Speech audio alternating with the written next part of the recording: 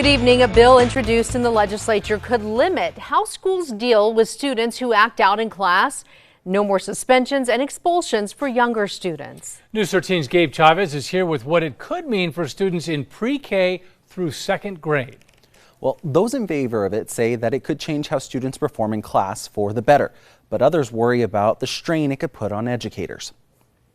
I was stuck on those words where he was a liability, and it's hurtful. It's hurtful to a parent with a child with special needs. Parent Tara Main has experienced firsthand how removing a child from the classroom affects that child and the whole family. Her son was expelled from his pre-K center back in 2015 because staff could not handle his unruly behavior.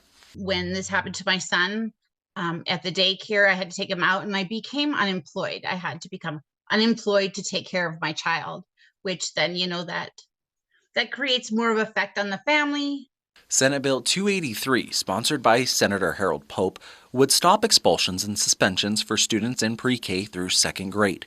There would only be exceptions for the most serious situations, like if a student gets violent in the classroom. The Early Childhood Education and Care Department says the children entering the school for the first time right now may need more help adapting, since many of them have been raised during the isolation of the pandemic. They say this bill could help prevent further social and emotional isolation. When children are expelled or are suspended, that research has shown that in later poor academic outcomes, children have a negative view towards school, and this contributes then to, either early dropout or children not really persisting and feeling valued in their school or early childhood environment. Educators we spoke to support the bill, saying expulsion and suspension have not been effective at curbing bad behavior. But they do caution the proposal will only work if there are other ways to handle those who act out in class. They stress the need for more social workers and other resources. The school district has to figure out now what.